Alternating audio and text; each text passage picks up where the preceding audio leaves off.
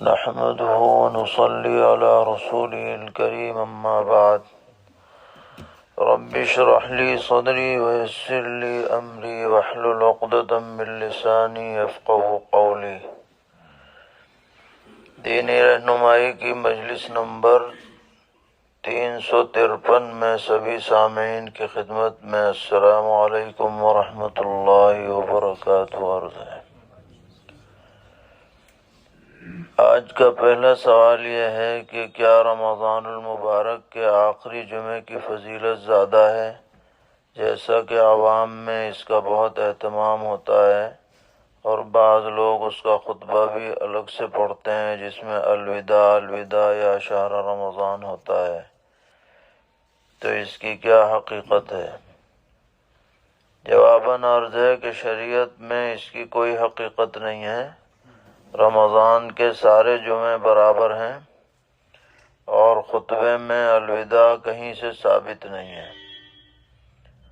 رمضان کا ہر لمحہ قیمتی ہے، جمعہ ہو یا غیر جمعہ ہو، اس کے لیے الگ سے اہتمام نہیں کیا جائے گا۔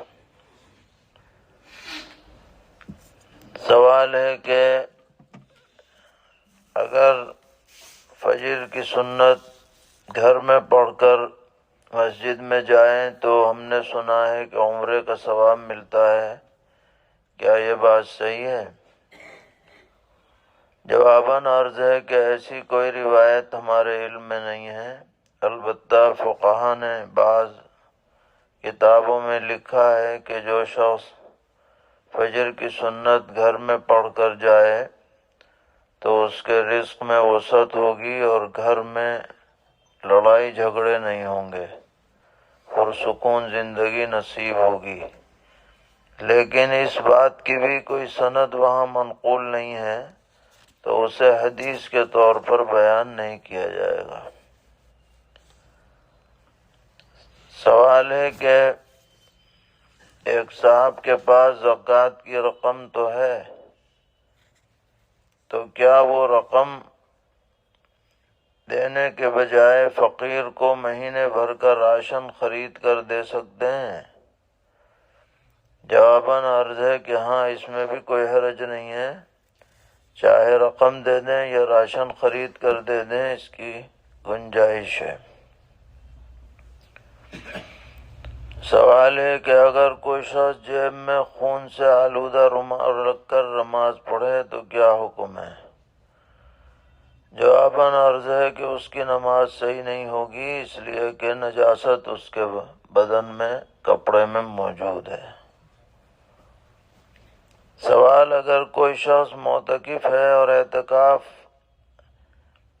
کے وقت وضو کے لیے مسجد سے باہر نکلا تو راستے میں کسی سے ضروری بات چیت کر سکتا ہے یا نہیں؟ اس سے اعتکاف فاسد تو نہیں ہوگا؟ جواباً عرض ہے کہ اگر چلتے ہوئے بات چیت کر لے تو اس سے اعتکاف فاسد نہیں ہوگا، کوئی حرج نہیں ہے، کر سکتا ہے۔ سوال ہے کہ کیا کوئی ایسی حدیث ہے کہ اگر خطبہ دینے والے خطیب کے چہرے کو دیکھا جائے تو اللہ تعالیٰ کا دیدار نصیب ہوگا؟ جواباً عرض ہے کہ ایسی کوئی روایت ہمارے علم میں نہیں ہے۔ باقی خطبے کے دوران خطیب کی طرف متوجہ ہو کر خطبہ سننا چاہیے، ادھر ادھر توجہ نہیں ہونی چاہیے۔ سوال ہے کہ ایک مسلمان کے پاس 4.25 لاکھ روپے ہیں اور وہ 2 سال سے ادائیگی میں ٹال مٹول کر رہا ہے، تو کیا ہم اس کے پیسے وصول کرنے کے لیے اس پر مقدمہ کر سکتے ہیں؟ جواباً عرض ہے کہ جی ہاں، شرعاً اجازت ہے، باقی مقدمے کے بغیر ہی ادائیگی ہو جائے تو زیادہ بہتر ہے، کیونکہ مقدمے میں خرچ بھی ہوتا ہے اور دیر بھی لگتی ہے اور بھی دیگر مفاسد ہیں۔ سوال ہے کہ ایک صاحب کا نصاب 20 رمضان کو پورا ہوتا ہے اور 20 رمضان تک وہ زکوٰۃ کی پوری ادائیگی بھی کر دیتے ہیں اس کے بعد اچانک ان کی آمدنی میں اضافہ ہو جاتا ہے، تو یہ آمدنی آئندہ سال شمار ہوگی یا اسی سال اس کی زکوٰۃ ادا کرنی ہے؟ جواباً عرض ہے کہ 20 رمضان کے بعد جو بھی آمدنی ہوگی اس کو اگلے سال میں جوڑا جائے گا، اس سال میں نہیں ہے۔ اس سال تو جو ادائیگی ہو چکی وہ ہو چکی ہے۔ سوال ہے، ایک صاحب نے 20,000 روپے نقد جمع کر کے گاڑی خریدی اور باقی رقم قسطوں پر ماہ ادائیگی کا معاہدہ کیا۔ جواباً عرض ہے کہ یہ طریقہ غلط ہے، سود کا گناہ ہوگا، جلد از جلد انہیں اس سے باہر آنا چاہیے۔ سوال ہے کہ مسبوق نے امام کے ساتھ بھولے سے سلام پھیر دیا تو کیا سجدہ سہو لازم ہوگا؟ اگر امام کے سلام پھیرنے کے بعد اس نے سلام پھیرا ہے تو سجدہ سہو لازم ہے، اور اگر بالکل ساتھ ساتھ پھیر دیا تو لازم نہیں ہے۔ سوال ہے، کیا سود کی رقم انکم ٹیکس میں دی جا سکتی ہے؟ ہاں، دی جا سکتی ہے، اور بہتر یہی ہے کہ پہلے سود کی رقم نکالی جائے پھر ادا کی جائے تاکہ کوئی شک شبہ نہ رہے۔ سوال ہے کہ ایک بڑے عالم صاحب نے یہ فرمایا ہے کہ جب سونا چاندی دونوں کا نصاب نامکمل ہو تو مخلوط نصاب کے لیے سونے کو معیار بنایا جائے۔ حالانکہ اب تک ہم یہ سنتے آ رہے ہیں کہ چاندی کو معیار بنایا جائے گا، تو اس کے متعلق رہنمائی فرمائیں۔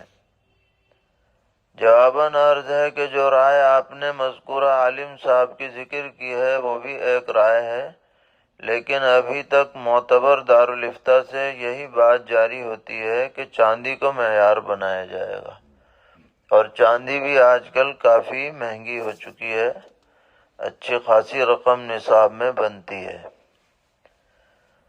سوال ہے، ایک مدرسے کے محتمم صاحب طلبہ کے لیے سال بھر ایک دکاندار سے راشن ادھار خریدتے ہیں اور عید کے موقع پر سب کا حساب کرتے ہیں، تو اگر کوئی صاحب اس مدرسے کے قرض کی ادائیگی کے لیے اپنی زکوٰۃ کی رقم مدرسے میں دینے کے بجائے براہ راست دکاندار کو دے دیں تو زکوٰۃ ادا ہوگی یا نہیں؟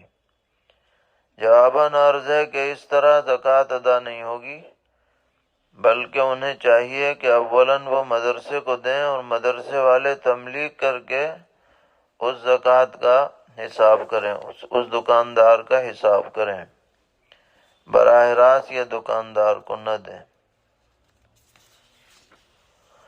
سوال ہے کہ فاطمہ نے اپنے زیورات ماں باپ کو دیے ہیں کیونکہ ماں باپ کو پیسوں کی ضرورت تھی، پھر ماں باپ نے وہ زیورات رہن رکھ کر کچھ رقم قرض لی اور اس رقم کو گھر کی خریداری میں لگایا۔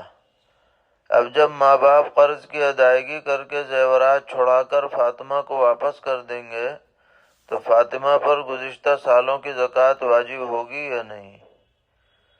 جواباً عرض ہے کہ چونکہ فاطمہ نے خود زیورات رہن پر نہیں رکھے ہیں بلکہ بطور قرض دیے ہیں گویا، لہذا جب گزشتہ سالوں کی زکوٰۃ اس کے ذمے لازم رہے گی، اور جب یہ زیورات واپس ہوں گے تو گزشتہ سالوں کی زکوٰۃ بھی اسے دینی ہوگی۔ سوال ہے کہ ایک خاتون کے پاس عام استعمال کے زیورات ہیں، جولائی 25 میں اس کا سال پورا ہو گیا تھا، غفلت کی وجہ سے زکوٰۃ نہیں نکالی، اب سونا چاندی بہت مہنگا ہو گیا، 7 ماہ گزر گئے، تو کیا اس صورت میں زکوٰۃ کا حساب جولائی کے حساب سے لگے گا یا آج کے حساب سے لگے گا؟ جواباً عرض ہے کہ جب ان کا سال جولائی میں پورا ہوتا ہے تو جولائی ہی کی قیمت لگائی جائے گی، ادائیگی کے وقت کی قیمت نہیں لگے گی، اس وقت جو قیمت تھی اسی حساب سے زکوٰۃ ادا کی جائے۔ سوال ہے کہ کہا جاتا ہے کہ محلے کی مسجد میں اگر کوئی بھی اعتکاف نہ کرے تو پورے محلے والے گنہگار ہوتے ہیں، اور اگر ایک اعتکاف کر لے تو سب پر سے گناہ ساقط ہو جاتا ہے، تو ایک صاحب اس کی دلیل مانگ رہے ہیں کہ اس کی دلیل کیا ہے اور یہ کس حدیث سے ثابت ہے۔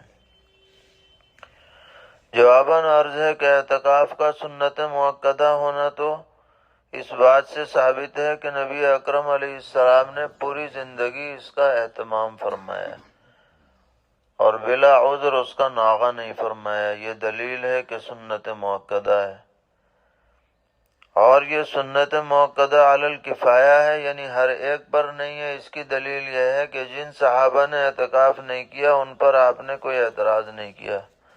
یہ اس بات کی دلیل ہے کہ یہ سنت ہر ایک پر نہیں ہے، بلکہ صرف ان لوگوں پر ہے جو اعتکاف کریں، اور جو نہ کریں تو کوئی حرج کی بات نہیں۔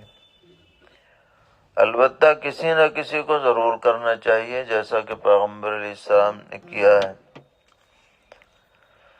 سوال ہے کہ گھر میں دو عورتیں ہیں، ایک والدہ جن کی عمر 75 سال ہے اور بیٹی جن کی عمر 63 سال ہے، لیکن ان دونوں کے علاوہ گھر میں اور کوئی کھانا بنانے والا نہیں ہے، اور گیس کا کنیکشن بھی کچن میں ہے، اور اس طرح کا کنیکشن ہے کہ وہ اعتکاف کے کمرے میں لایا نہیں جا سکتا۔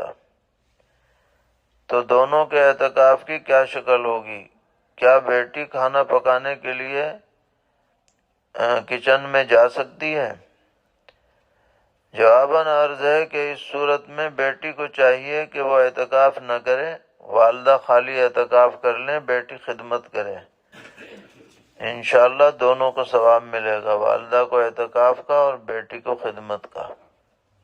ایک بڑا اہم سوال آیا ہے کہ مسجد حرام کی نئی عمارت میں کچھ لوگ اعتکاف کر رہے ہیں، جو جدید حرم بنا ہے، اور نئی اور پرانی عمارت میں فاصلہ تو نہیں ہے، لیکن فی الحال انتظامیہ نے درمیان کا راستہ بند کیا ہوا ہے۔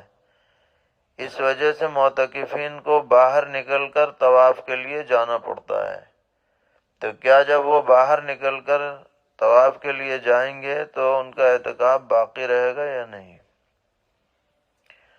جواباً عرض ہے کہ بلا عذر باہر جانے سے اعتکاف ٹوٹ جائے گا۔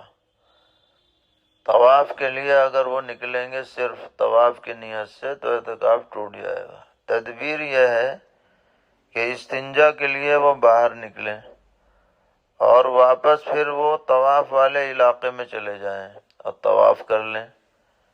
اب پھر باہر نہ نکلیں، جب ضرورت پڑے تو باہر آئیں اور پھر جدید حرم میں چلے جائیں، خاص طواف کی نیت سے باہر نہ نکلیں۔ اس طرح دونوں کام ہو سکتے ہیں۔ سوال ہے کہ تراویح میں سامع کو قرآن کریم دیکھ کر لقمہ دینا کیسا ہے؟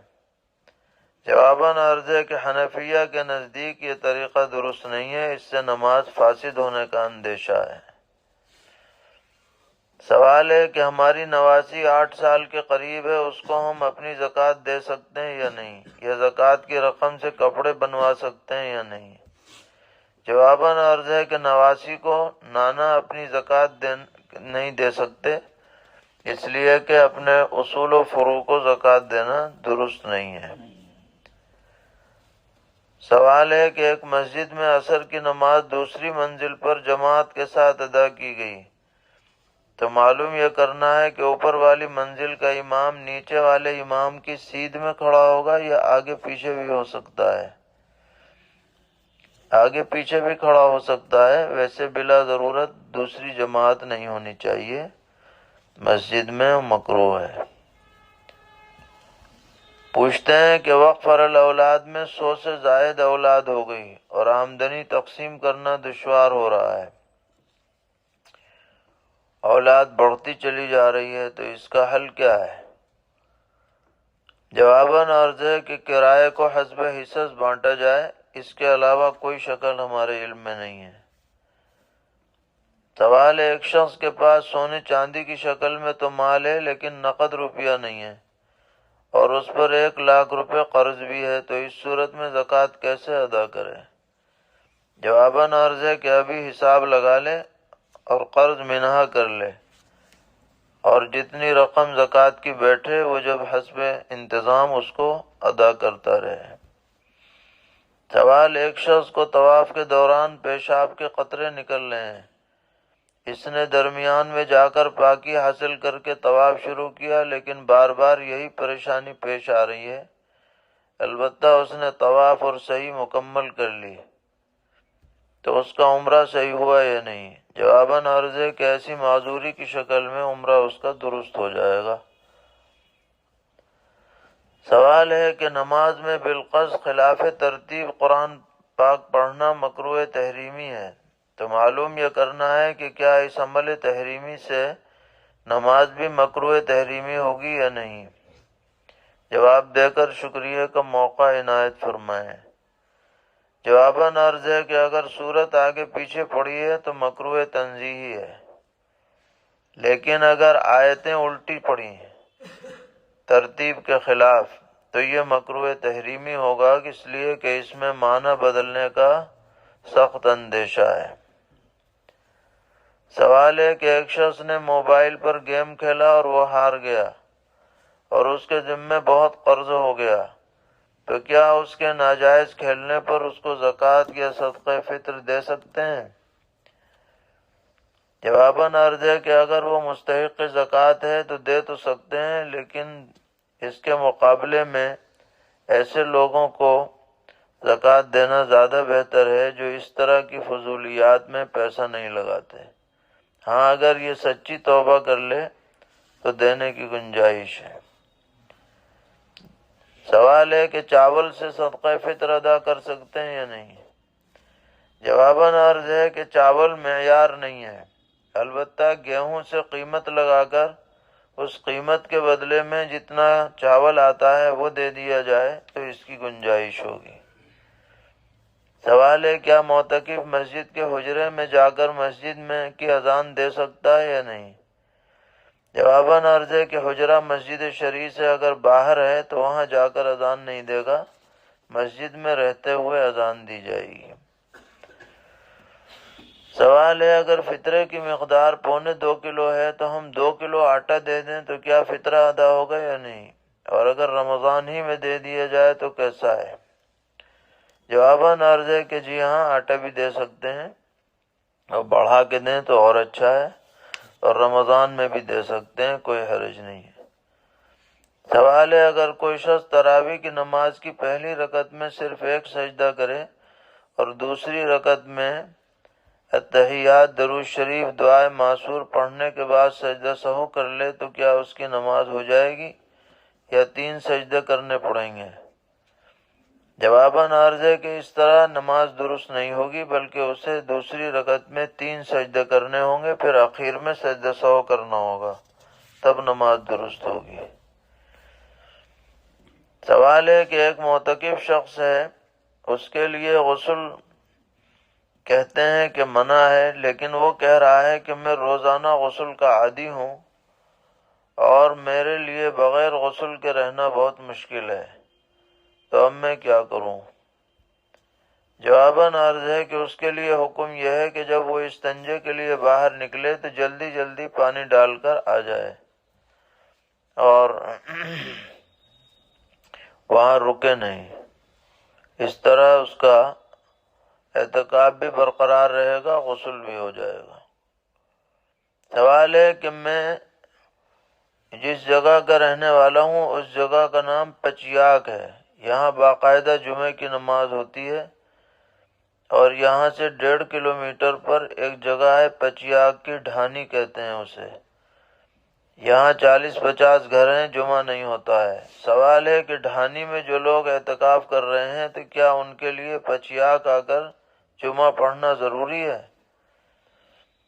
جواباً عرض ہے کہ ڈھانی کے لوگوں پر جمعہ فرض نہیں ہے، اس لیے وہاں جو لوگ اعتکاف کریں گے وہ ظہر کی نماز پڑھیں گے، ان کے لیے جمعے کو جانا کوئی ضروری نہیں ہے، اور جائیں گے تو اعتکاف فاسد ہو جائے گا۔ سوال ہے کیا پیغمبر علیہ السلام نے داڑھی میں تیل اور کنگھی کی ہے؟ اگر ثابت ہے تو روزانہ کا معمول ہے یا کبھی کبھی کا؟ جواباً عرض ہے کہ آپ کا تیل لگانا، کنگھی کرنا تو ثابت ہے، لیکن روزانہ نہیں ہے، حسب ضرورت کیا جائے گا، ہر وقت نہیں۔ سوال ہے کہ رمضان کے شروع میں تھوڑے تھوڑے پیسے بطور زکوٰۃ نکالنے شروع کیے، رمضان کے شروع میں سونے کی قیمت کم تھی، اب زیادہ ہو گئی، تو کون سی قیمت کے حساب سے زکوٰۃ کی رقم ادا کی جائے گی؟ جواباً عرض ہے کہ زکوٰۃ کی جو قیمت لگتی ہے ایک دن لگتی ہے، مہینے کے حساب سے نہیں، صرف ایک تاریخ لگتی ہے۔ اس دن جو بھی حساب ہوگا وہ لگا کر پھر ادائیگی کبھی بھی ہو سکتی ہے۔ ایک اہم سوال ہے کہ ایک معتکف بلا ضرورت بھول کر مسجد سے باہر نکل گیا، 1-2 منٹ باہر رہ کر واپس آ گیا، اس کے اعتکاف کا کیا حکم ہے؟ اگر ٹوٹ جائے تو آگے کیا کرے؟ قابل ذکر بات یہ ہے کہ اس مسجد میں وہ آدمی اکیلا ہی اعتکاف کر رہا ہے اور کوئی محلے میں اعتکاف کے لیے نہیں بیٹھا ہے، تو کیا کریں؟ جواباً عرض ہے کہ اس شخص کو چاہیے کہ آئندہ بلا ضرورت مسجد سے باہر نہ نکلے اور اپنا اعتکاف اسی طرح پورا کر لے، صاحبین کے نزدیک اس کا اعتکاف درست ہو جائے گا، اور اس خاص صورت میں ان کے قول پر عمل کیا جا سکتا ہے۔ سوال ہے کہ حج کمیٹی کی طرف سے حجاج کرام کے واسطے 12 سے 18 مارچ تک میڈیکل ہیلتھ فٹنس کا وقت دیا گیا ہے اور کہا گیا ہے کہ اس میں گنجائش نہیں ہے، حالانکہ اس تاریخ میں بہت سارے حجاج مسنون اعتکاف میں بیٹھے ہوئے ہیں، تو کیا یہ حجاج ہیلتھ چیک اپ کرانے کے لیے جا سکتے ہیں یا نہیں؟ جواباً عرض ہے کہ یہ لوگ اگر جائیں گے تو ان کا اعتکاف ٹوٹ جائے گا، ایک دن کی قضا لازم ہوگی۔ سوال ہے کیا جنازے کی نماز سے قبل نیت اور تکبیروں سے متعلق لوگوں کو بتلایا جا سکتا ہے یا نہیں؟ جواباً عرض ہے کبھی کبھی بتانے میں حرج نہیں ہے، لیکن مسلسل معمول نہ بنایا جائے۔ سوال ہے کہ بعض جگہوں پر عورتوں میں یہ رواج ہے کہ صلاۃ التسبیح کے لیے کسی گھر میں جمع ہوتی ہیں اور ان کی امامت تو کوئی نہیں کرتا، لیکن ایک عورت خارج صلاۃ بیٹھ کر تسبیح کہلواتی رہتی ہے اور تمام عورتیں ایسے ہی کرتی ہیں، تو کیا یہ طریقہ درست ہے؟ جواباً عرض ہے کہ یہ طریقہ قطعاً غلط ہے، محض جہالت ہے، جس کو پڑھنا ہو اپنے طور پر پڑھے، باہر کوئی اس کو تلقین نہ کرے۔ سوال ہے کہ ایک شخص 75 سال کے تھے جن کی تقریباً 4 سال پہلے چھت سے گر کر پیر ٹوٹ گئے تھے اور سر میں چوٹ آ گئی تھی، جس کی وجہ سے وہ نماز بھی نہیں پڑھ پا رہے تھے۔ پھر کچھ مہینوں کے بعد تیمم سے نماز پڑھنے لگے، البتہ ان کا رخ قبلے کی طرف نہیں رہ پاتا تھا، تو اب ان کا انتقال ہو گیا ہے، تو ان کے فدیے کی رقم دینی ہے، تو جن نمازوں کو وہ پڑھ چکے تیمم کر کے، کیا ان کا بھی فدیہ دیا جائے گا؟ جواباً عرض ہے کہ نہیں، جو نمازیں انہوں نے جس طرح بھی پڑھ لی ہیں وہ معتبر ہو گئی ہیں، ان کے علاوہ نمازوں کا فدیہ دیا جائے۔ سوال ہے ہمارے محلے میں ایک بلڈنگ کی نچلی منزل میں نماز پڑھی جاتی ہے، وہاں 5 وقتہ جماعت ہوتی ہے اور پہلے منزل سے اوپر تک کا حصہ رہائش کے لیے ہے، تو معلوم یہ کرنا ہے کہ اگر نچلی منزل میں تراویح کی نماز ادا کی جائے تو اس کے اوپر بعین ہی پہلے منزلے پر عورتیں تراویح پڑھ سکتی ہیں یا نہیں، اسی امام کی اقتداء میں؟ جواباً عرض ہے کہ جی ہاں، اگر نیچے کا حصہ بھر جائے تو اوپر عورتیں اس نماز میں اقتداء کر سکتی ہیں۔ سوال ہے کہ نماز تراویح میں غلطی سے تیسری رکعت کے لیے کھڑا ہو گیا اور پڑھنے کے بعد یاد آیا کہ تیسری رکعت ہے تو چوتھی رکعت ملا لے، تو تراویح ہوگی یا نہیں، یا وہیں یاد آنے پر بیٹھ کر سلام پھیر دے؟